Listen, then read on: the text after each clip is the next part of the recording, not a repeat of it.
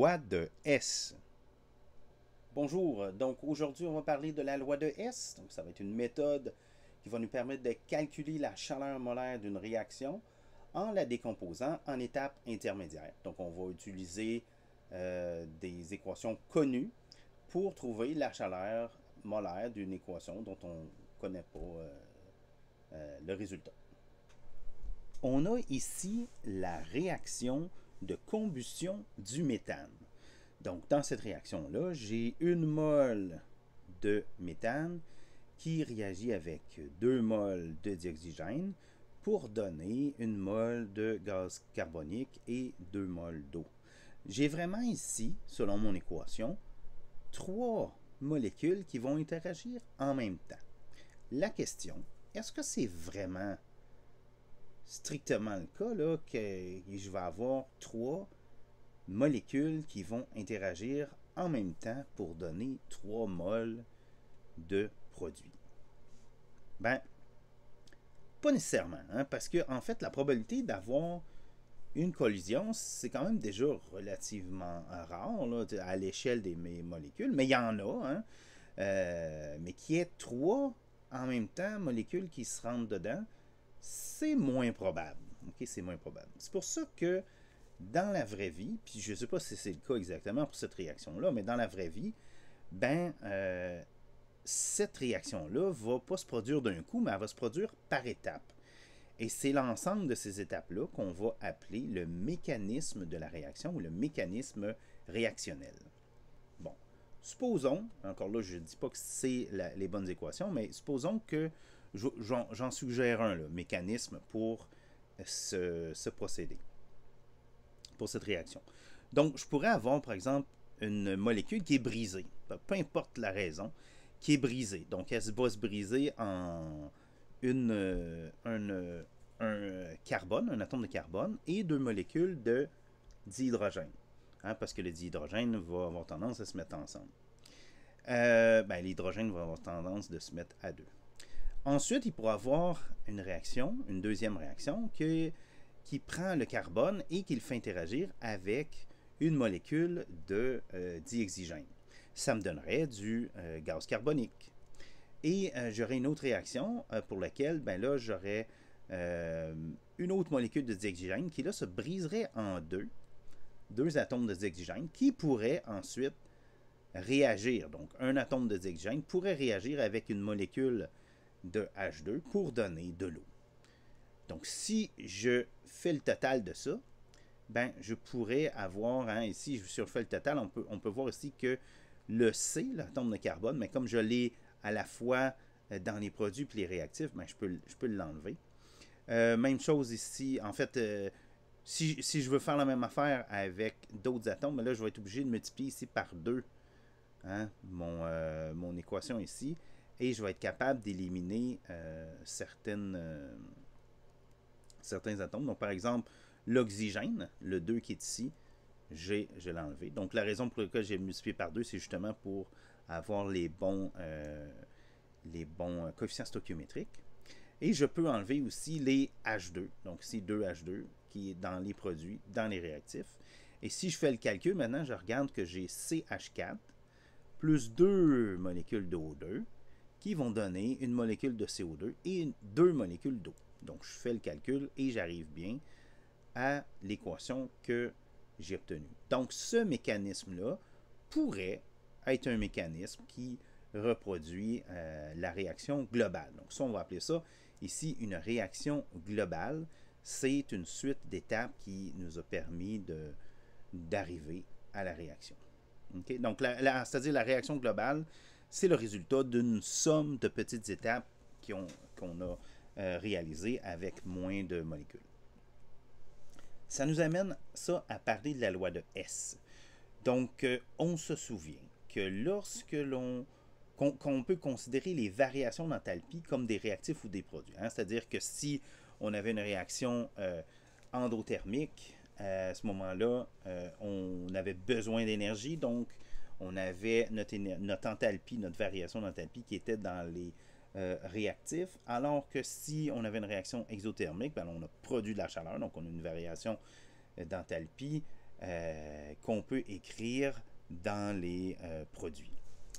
Donc, ça, on s'en souvient. Et ça, ça nous permet de conclure qu'on pourrait toujours additionner les variations en enthalpie de chacune des étapes. Si j'ai un mécanisme réactionnel, on pourrait additionner les variations de chacune des étapes pour obtenir l'équation globale. Et ça nous amène à formuler la loi de Hess qui dit que si on a une réaction qui peut s'écrire comme une combinaison linéaire, autrement dit une somme, de plusieurs équations, alors l'enthalpie de cette réaction, c'est la somme algébrique de celles associées à chacune de ces équations, pondérée par le même coefficient de réaction. Okay? Donc, je vous explique, on va écrire la formule, puis après, on explique. Donc, la variation d'enthalpie, c'est la somme de des produits d'un coefficient, de réaction, là, de stoichiométrique, multiplié par la variation d'enthalpie associée à cette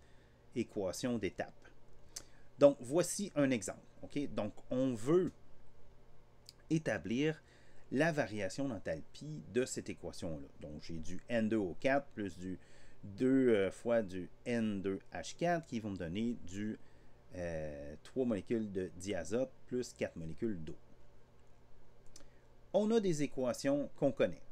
Donc, supposons qu'on connaît des équations, ces équations-là. Donc, une première. Donc, j'ai une première équation, je connais sa variation d'enthalpie. J'ai une deuxième équation, je connais sa variation, une troisième et une quatrième. Je pourrais m'organiser pour combiner ces réactions pour qu'ils représentent des étapes qui me permettent d'arriver à cette équation globale. Et avec ça, je pourrais obtenir la variation d'enthalpie puisque je connais les variations d'enthalpie pour les étapes. Commençons d'abord par additionner les réactions 2 et 4. Si je fais l'addition, j'obtiens la chose suivante ici.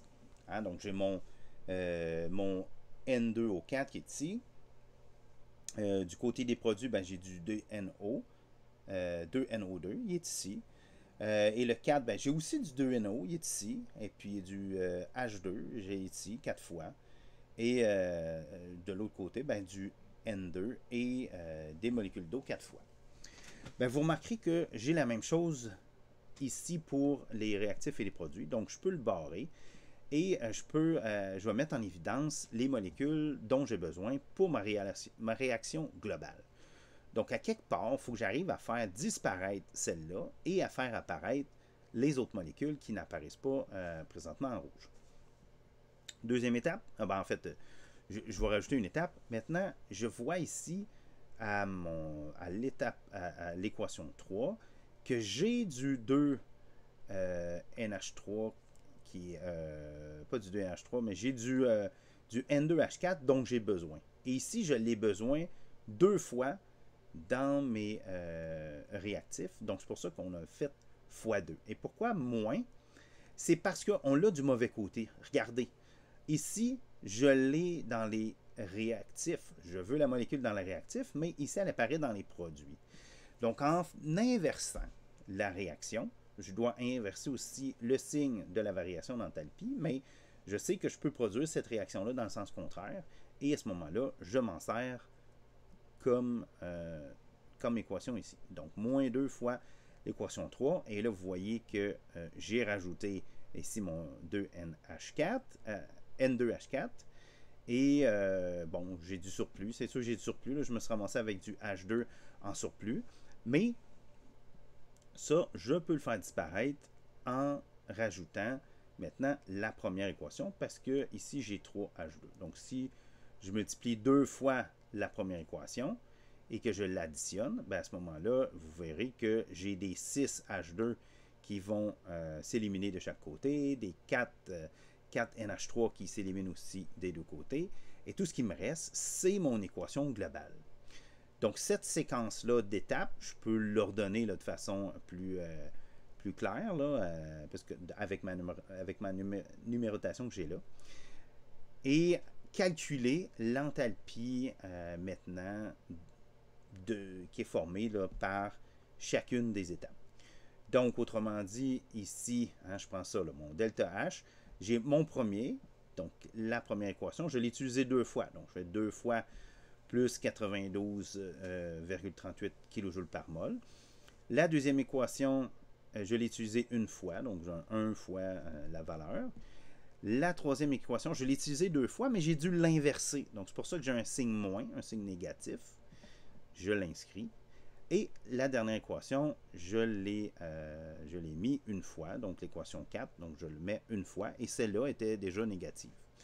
Si j'additionne tout ça, j'obtiens 1076,46 kJ par mol. Donc ça, qu'est-ce que c'est? C'est l'énergie, la variation d'enthalpie de ma réaction. Essentiellement, c'est ce que ça donne.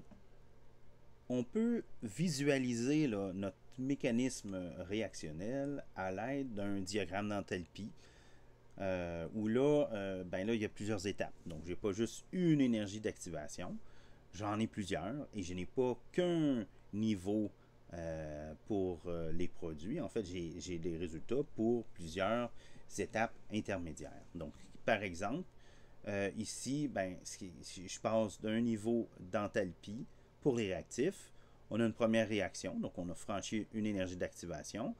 On a à ce moment-là un premier niveau, donc on a diminué l'enthalpie du système.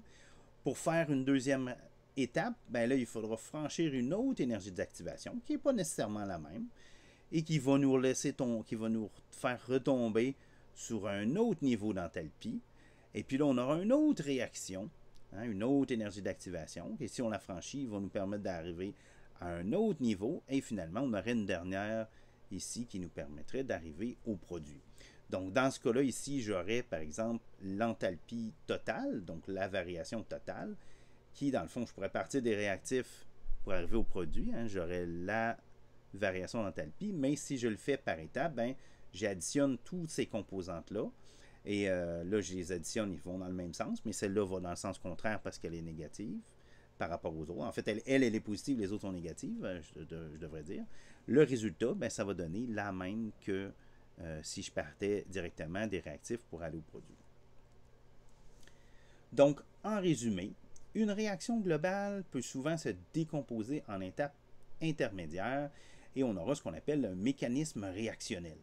Selon la loi de Hess, la variation d'enthalpie de l'équation globale va être la même que la somme de celle des équations intermédiaires avec les mêmes coefficients que ceux qui ont permis à décomposer l'équation globale. Autrement dit, on a cette relation-là pour la variation d'enthalpie. Il faut faire attention, si on utilise comme étape intermédiaire une équation qu'on doit inverser, il faudra également inverser le signe de la variation d'enthalpie.